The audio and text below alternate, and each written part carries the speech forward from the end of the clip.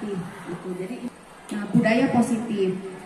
Sebetulnya ini budaya positif ini berawal dari peran kita sebagai guru di sekolah.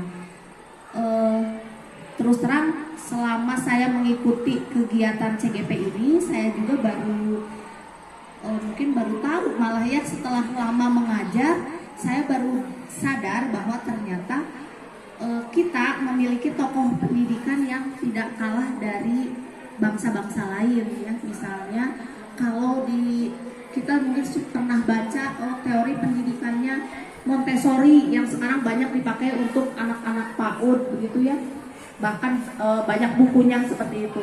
Ternyata kita sendiri pun memiliki tokoh pendidikan yang sudah pemikirannya itu sebetulnya jauh lebih Montessori, yaitu Bapak pendidikan kita Ki Hajar Dewantara. Nah, adalah hal yang berkesinambungan ya, mulai dari rumah, kemudian dilanjutkan di sekolah. Nah, pendidikan itu sendiri kita sebagai guru adalah kalau di sekolah mungkin sebagai ujung tombaknya. Dan apa yang paradigma pendidikan menurut Ki Hajar Dewantara itu adalah bagaimana guru itu seolah-olah diibaratkan seperti petani. Kalau petani itu kan yang ditanamnya itu macam-macam ya, ada jagung, ada padi. Nah, murid-murid itu diibaratkan seperti tanaman. Ada tanaman jagung, ada tanaman padi dan sebagainya. Yang perlakuannya itu tidak bisa disamakan. Dilihat atau dituntun potensinya. Kalau menurut bahasa Ki Hajar Dewantara itu dituntun kodratnya, kodrat murid itu, dia sukanya apa dan ingin menjadi apa, seperti itu.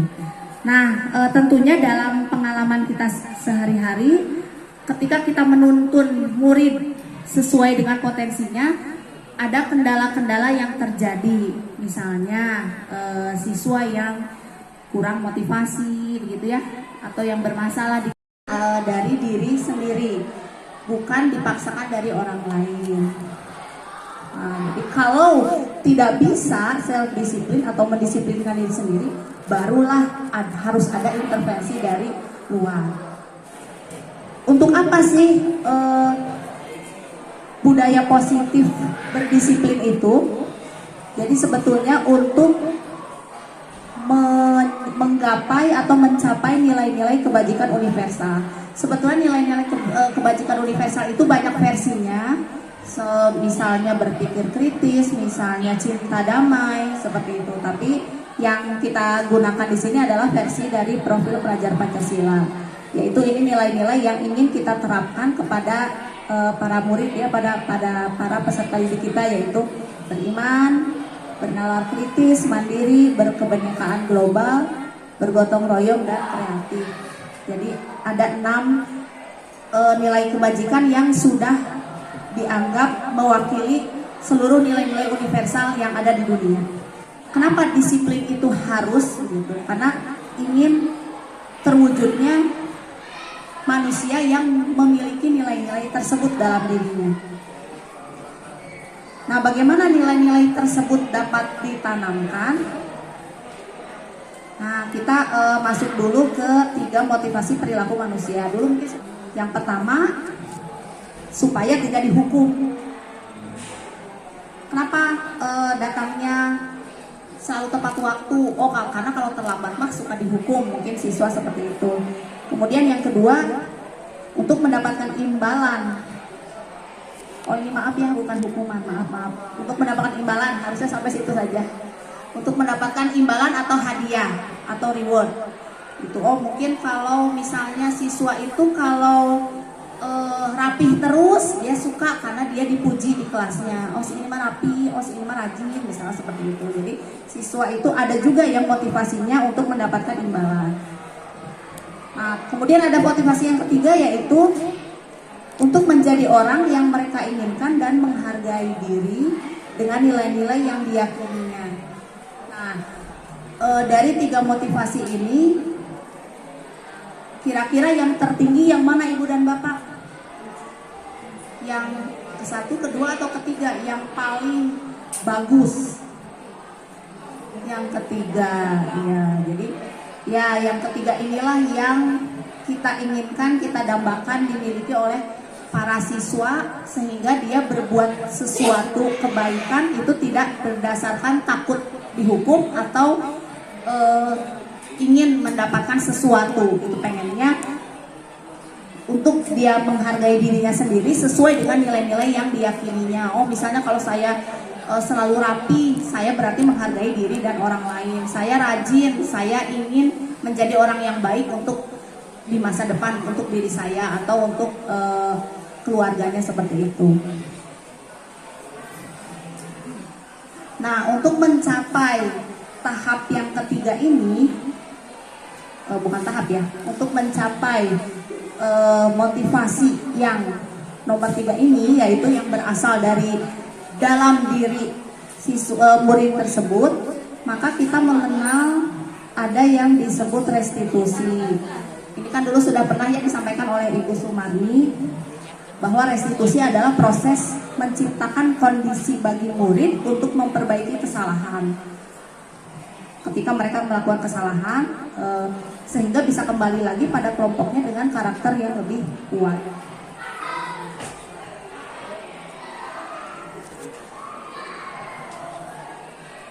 Nah, mari kita lihat perbandingan antara hukuman, konsekuensi, dan restitusi. Terlalu kecil nggak ya? Jadi mana sudah pernah ya, sudah pernah dibahas.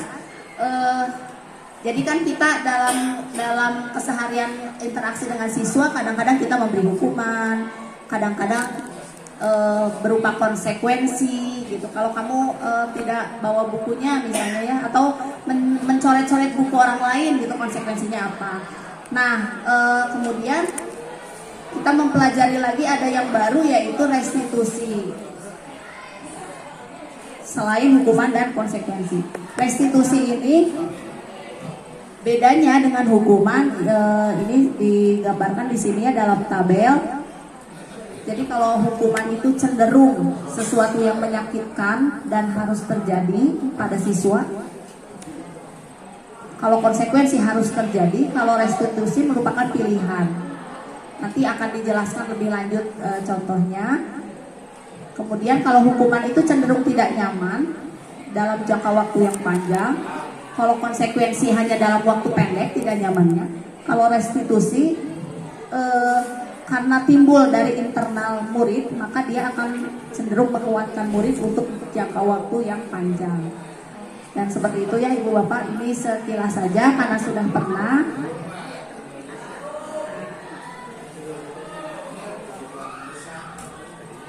Nah, kita fokus ke yang 2 poin di bawah mungkin ya. Kalau hukuman itu cenderung satu arah gitu. Jadi kamu melanggar, maka kamu harus anu. Jadi akibatnya biasanya katanya ya, ini menurut ini itu berdasarkan bukunya Dian Torres namanya. Ya. Jadi cenderung murid itu nanti membenci peraturan gitu, karena dari satu arah gitu hukuman itu. Kemudian kalau konsekuensi, ditanya dulu apa peraturannya, mampukah kamu melakukannya, gitu ya. Sudah terjadi dialog, dan di sini membuat anak lebih menghormati peraturan. Sedangkan restitusi ini diharapkan lebih tinggi lagi dari itu. Jadi setelah ada dialog, nanti murid itu harus sampai pada nilai bahwa kalau dia melanggar sesuatu, kemudian dia ditekankan untuk memperbaiki sehingga tidak menimbulkan kerugian bagi diri dan orang lain, kemudian dia kembali kepada nilai-nilai yang diyakininya bahwa dia harus tetap hormat kepada orang lain, seperti itu. Jadi restitusi mah nanti lebih ke nilai-nilai yang ingin ditanamkan kepada siswa. Nah, itu mungkin perbandingan hukuman, konsekuensi, dan restitusi. Setelah itu, nah kira-kira ya dalam pengalaman kita ada wae gitu ya siswa itu yang melanggar gitu, walaupun kita sudah bersepakat harus begini dan harus begitu, tapi kan suka ada wae gitu yang melanggar. Nah, dari materi yang kami pelajari kemarin itu ternyata lebih jauh dari menghukum atau memberi konsekuensi ke siswa, ternyata siswa itu harus didalami dulu kenapa dia melakukan suatu pelanggaran. Dan mungkin ini mas sebetulnya sudah dilakukan ya oleh ibu dan bapak guru semua, pastinya juga kalau kita menemukan murid yang melanggar pasti kan ditanya dulu ya, kenapa kamu melanggar gitu ya, kenapa dan sebagainya. Nah, alasan-alasan tersebut itu termaktub dalam 5 kebutuhan dasar manusia. Jadi katanya manusia itu akan melakukan sesuatu agar kebutuhan dasarnya ini terpenuhi. Kalau dia melakukan sesuatu yang tidak semestinya, katanya salah satu sebabnya adalah ada salah satu kebutuhannya yang tidak terpenuhi. Kebutuhan apa saja yang dimiliki, yang harus ada? 5 kebutuhan dasar manusia. Yang pertama adalah bertahan hidup, yang di tengah ya, itu mah kebutuhan dasar lah, kebutuhan makan gitu, pangan, ya makan itu pangan, sandang gitu ya, papan ya seperti itu. Kemudian kalau tapi kita lebih lanjut tidak membicarakan kebutuhan bertahan hidup ya di Bapak Ibu dan Bapak. Jadi di sekolah nanti fokusnya itu kita mengamati 4 kebutuhan yang lainnya, yaitu penguasaan, kemudian kebutuhan akan kasih sayang, rasa disayangi dan rasa diterima. Kemudian murid juga butuh untuk merasa senang dan butuh juga untuk merasa bebas gitu, atau memiliki pilihan-pilihan.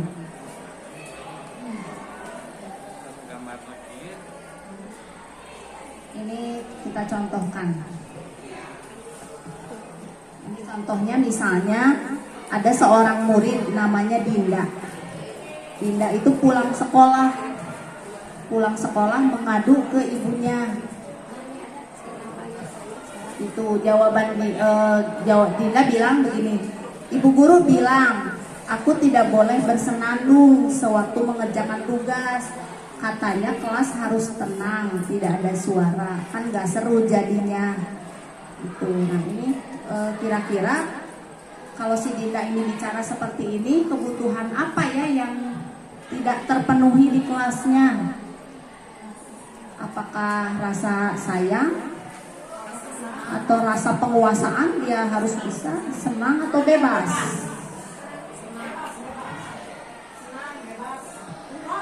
Antara senang dan bebas ya, antara senang dan bebas. Ayo kita lihat kuncinya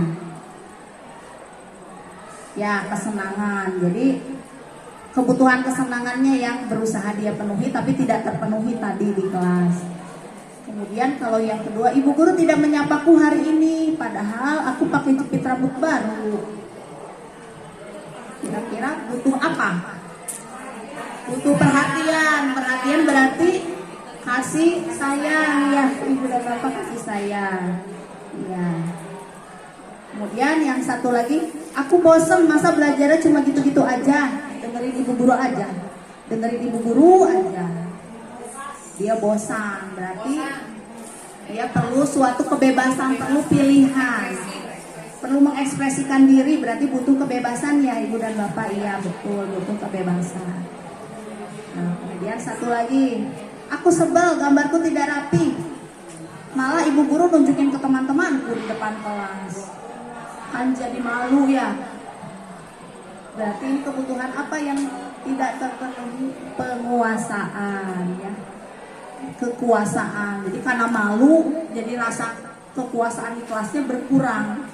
Itu jadi dia tidak suka.